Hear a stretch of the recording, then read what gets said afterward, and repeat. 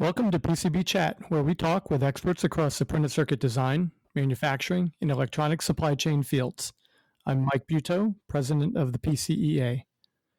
My guest today is Madan Jagannath, marketing director and project facilitator of the High Density Packaging User Group Consortium, also known as HDP. Thank you for joining me on PCB Chat today. I trust you had a nice Thanksgiving. Good morning, Mike. Thanks very much. Yes, it was a good, quiet weekend. So I'm back and ready to go. When we spoke in March, we talked about HDP's technical direction, which describes for HDP members the path you have set as a priority. And in that technical direction, you down selected to 5 emerging technologies that fit in your umbrella. Could you briefly recap those 5 technologies?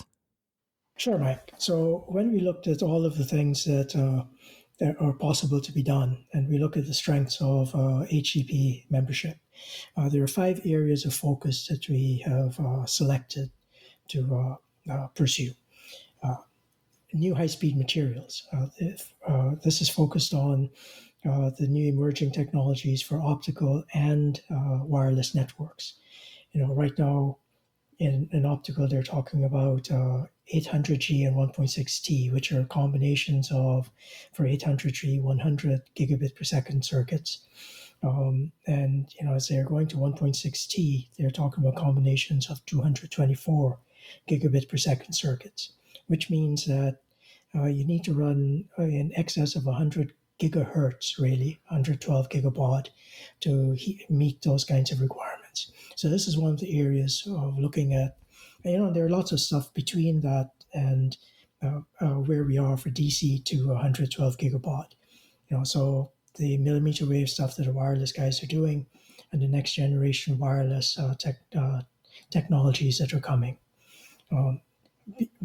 Beyond that, there's the ongoing stuff around lead-free solders, the next generation solders, and though we're in maybe the third to fourth generation of lead-free solders, there's still some requirements for tin leads. There's always the need to compare new lead-free solders to SAC 305 to tin lead. Higher copper densities as we look at higher speed circuits and a lot more data being transmitted all over the place, a lot more data being processed. There's need for higher density circuits to reduce how much power is consumed into data centers. So those are things that we're looking at. And as you look at these higher density technologies, you also have to find new methods of assessing reliability because the old methods, when there were low density circuits, don't necessarily apply to 55 layer boards with very, very fine lines and things like that. And then next generation flex. Right now, we don't have any projects in next generation flex, but it's an area that we have to start focusing on as we go into the future. So those are the 5 areas in a broad sense. Well, I want to talk a bit more about the lead-free projects in a moment, but I'm going to go back to the 800 to 1.2T gigabytes. 1.6. 1.6. Oh, sorry, I didn't mean to shortchange anyone. So I realize that we're talking about optical there, but those will be run through an interconnect, like a circuit board. Yes, so you basically go from the chip that is processing the signal through the circuit board to an electrical to optical converter, right? So that's on the transmit side, and on the receive side, signal comes in, goes from optical to electrical into whatever chip is processing that signal for distribution to the printed circuit board. And much of what you're looking at is essentially proof of concept, correct? What we're looking at is evaluating the materials that will help to drive that next generation of printed circuit boards, right? Because we're focused on printed circuit boards. So as a byproduct of that research, would then design guidelines and other such type of tutorial come out of it, or is it more focused than that? It's more focused than that in terms of providing data to our and insight to our members so that they can then understand how they can use the materials. Right? So we don't actually publish guidelines. We publish technical reports based on the evaluations we do. And I understand that HDP has begun 8 new projects this year, and all but one of those are in line with the technical direction that you just outlined. So, given that, what's the outlier and what's the rationale for taking that one on? All of our projects are driven by what our members want to do, right? So while we will encourage members in these focus areas, there's always going to be some outliers because members have a specific interest in evaluating a particular subject, right? So, um, we, if there's enough interest in the membership for a particular project of immediate interest, that will get done. So I would expect that over time we will follow Pareto's principle, right? 80-20 rule. So most of our projects will be in the areas of focus, but you're always going to have that other column that says there's something else that members are really interested in that is of current need to evaluate.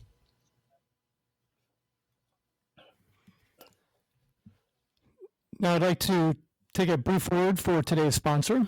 This podcast is brought to you by PCB East, the electronics industry's conference and exhibition for the East Coast. PCB East 2023 takes place May 9 to 11 in the Boston suburbs. Visit pcbeast.com for details. But Dan, HDP has 24 ongoing projects, and in looking at the breakdown, it appears that 9 of them are scheduled to be completed in Q1 of next year. Now, you know better than me, but that seems like a lot of things that are going to be winding down all at once. Yes. So what happens is, as we go through the process, some things take longer to test. And if you're evaluating a new material, and you think based on your experience, the testing will take 6 months, and you get a material that's an outlier that takes 9 months to complete the testing, then it takes 9 months. So basically, this is driven by the data that comes in. So, for example, with solder projects, we'll test to N63, right? 63% failure rate. There are times when in one project that is slated for a January completion or first quarter completion, there are 2 components we're testing, a 192-pin BGA and an 84-pin BGA. The 192-pin BGA, all of the samples have reached N63. The 84-pin BGA, they aren't failing at the rate we expected, right? So, and you can discern from solder type to solder, from solder composition, differences in the reliability. So you have to go through the entire process and get to all of them reaching N63 before we can say, okay, now we can do the evaluation and publish the report and those kinds of things. So we take our best guess at when it'll be done, but then it's... And it appears that you have 2, I'll call them new projects. They're at the idea stage, both aimed at fabrication processes, one on, or materials really. So one on copper surface roughness modeling and one on non-contact copper foil profiles. What can you tell us about those? And typically, how often do things actually that are in the idea stage, how often do they actually go through to the definition and then on to implementation? Most of the time, they go through from the idea phase to the definition phase, because it's an easy hurdle to go from idea to definition. As long as there are 2 members who are interested in a particular idea, we can then say, okay, fine, we've had a kickoff meeting. There's more than 1 member interested in pursuing this. Let's see if we can define a project. And then, in the definition phase, there's a higher hurdle. You have to make sure that all of your ducks are lined up, right? That you have a clear definition of what's in scope and out of scope, that the resources are there in the member companies to execute the project, and that the board of directors actually says, yeah, we as an organization will undertake this project. So, there's a filter there for the board that you can get the project sent back for further definition or rejected. There are occasions on which, for whatever reason, either funding or lack of appropriate test resources, a project does not get implemented. But most of the time, the members there are a sufficient set of members interested in getting the project done that it will get done. Now, as I look at these two new projects, I think you're asking me what they're focused on. Both of them are looking at surface roughness of copper. The last one that came up is really looking at a non-contact way of measuring surface roughness. And as we're looking at higher speed circuits, the ability to get printed circuit boards of high reliability with a lower roughness is a key requirement, because if there's more roughness, there's more noise introduced and those kinds of things. So this is one that is looking at the laser method of measuring the surface roughness of copper foil, so that we can evaluate copper foils and understand how they would behave. The the key thing here is to propose a new measurement standard, I believe, in this particular project. The one before that, the copper surface roughness modeling, is to look at predictive modeling of copper surface. There's a model that's been used for a long time called the Hooray model from the 1960s. And what we're looking at now is introducing a new predictive model, or refining that model from the 60s for what's available today at this time in the industry. So those are enabling technologies as we look towards high frequency applications in the future. Now, I teased this earlier, but I'd like to talk a bit about the lead-free solder programs. We as an industry, of course, may think of solder as old hat, but in truth, there's been a remarkable amount of product development in this area over the past few years, driven in part by all the various new end uses, in particular electric vehicles. I know one of these projects is nearing completion, and that is the low silver alloy solder paste reliability BGA project that was led by Nokia. What can you share with listeners about that research?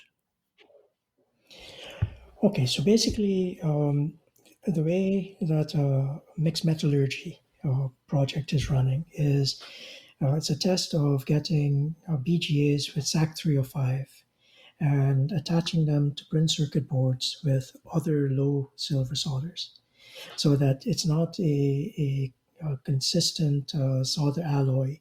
When you start out, you're using two alloys. When you reflow them, then you get a new alloy formed of the two different alloys.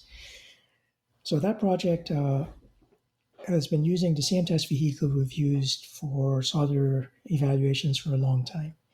It's one that was designed by Nokia for INEMI back more than a decade ago. And this is the one that is used in our solder evaluations. There are two components on that board, a 192 pin, a 192 ball grid array, and an 84 ball grid array. So the 192 BGA part of it is done. The 84 part of it is still under test, as I mentioned earlier. Essentially, there was a first leg of this project that used, I believe, QFNs to down select the types of solders we'd use.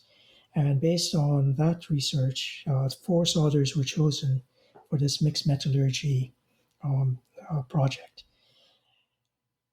So what I can say is, first of all, the project's being run by Nokia. Richard Coyle of Nokia Bell Labs is an expert in the field, and he's been leading this project. And earlier in October, he presented a subset of the results, the 192 BGA results at SMTAI in that conference in late October. So the 192 bit of it is on, 84 bit of it is underway. The key takeaway from it is that all of these third generation solders, the ones with a small amount of bismuth in them, are more reliable than SAC 305. The extent to which they're more reliable depends on the type of component and the use case, like what's its thermal range and those kinds of things. So, the detail, some of the results have been presented at SMTAI that Richard presented in October in a paper called Improved Thermal Fatigue Reliability of SAC 305 due to mixed metallurgy assembly with a high performance bismuth bearing solder paste. Right, and this was an HDP project led by Richard and contributions from a bunch of other of our members, including Juniper and Keysight and Indium and Nihon Superior, the solder vendors and the test vendors and things like that.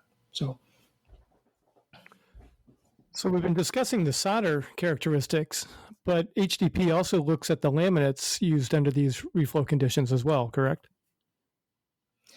Correct. I mean, the materials project that was started in 2008 started because of the solders.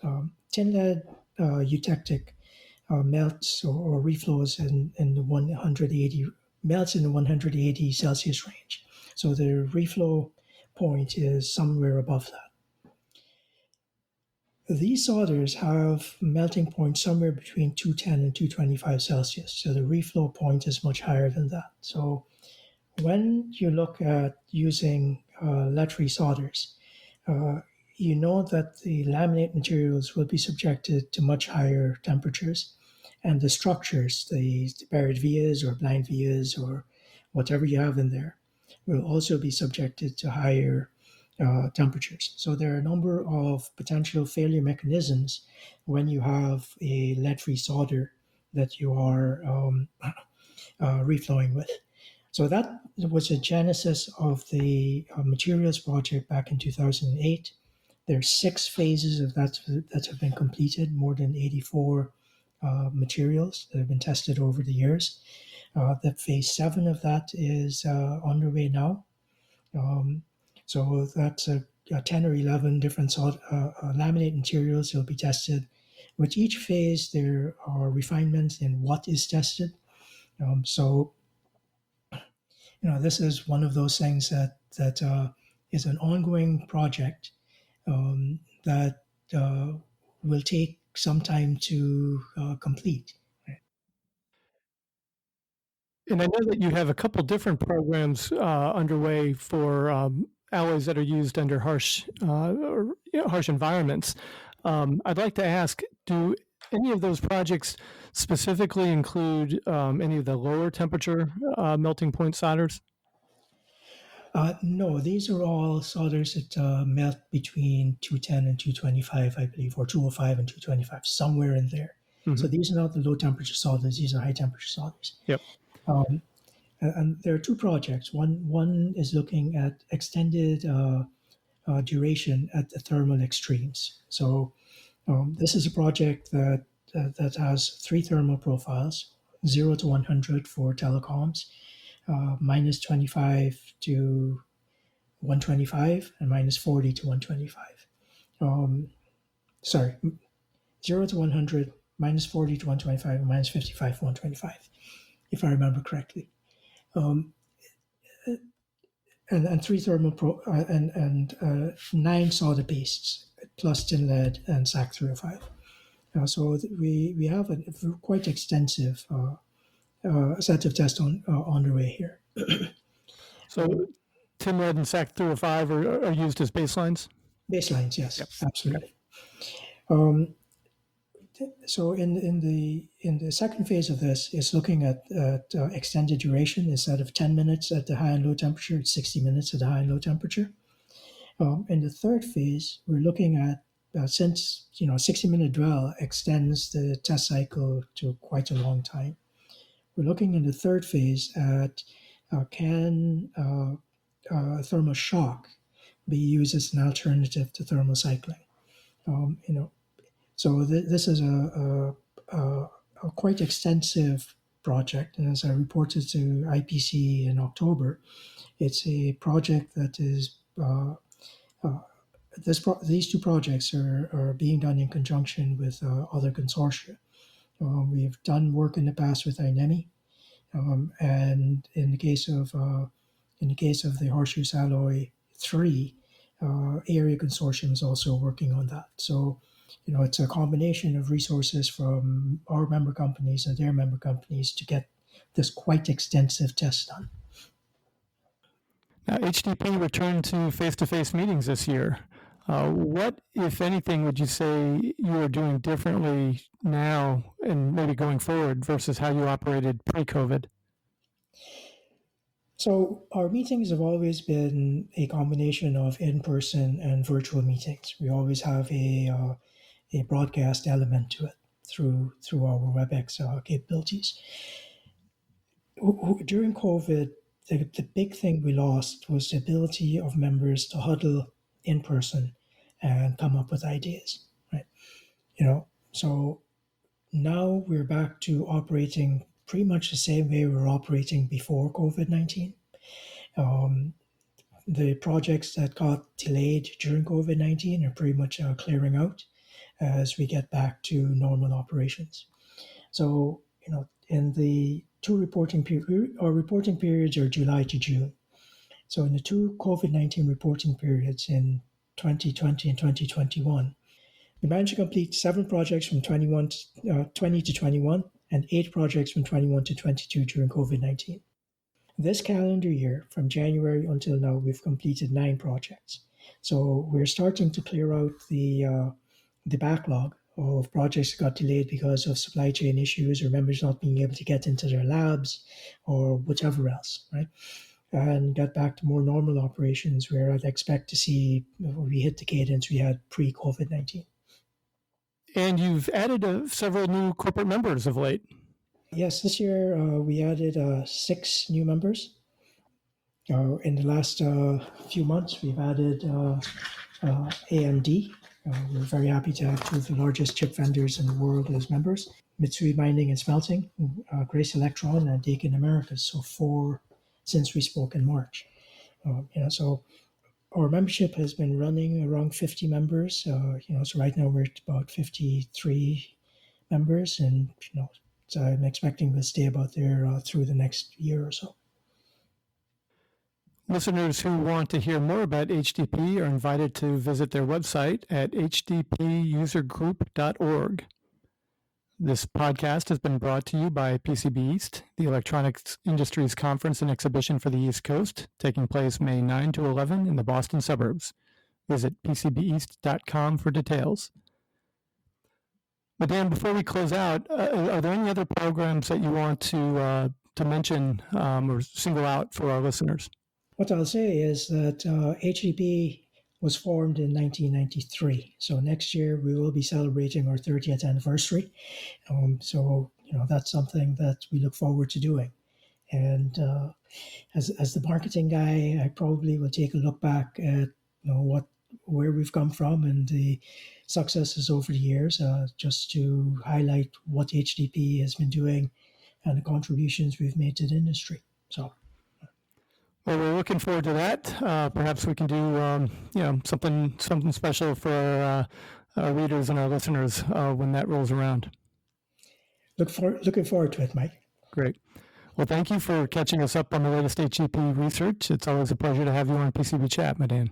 Thanks, Mike, and thanks for taking the time. And look forward to chatting with you again soon. For PCB Chat, this is Mike Buteau. Have a good day.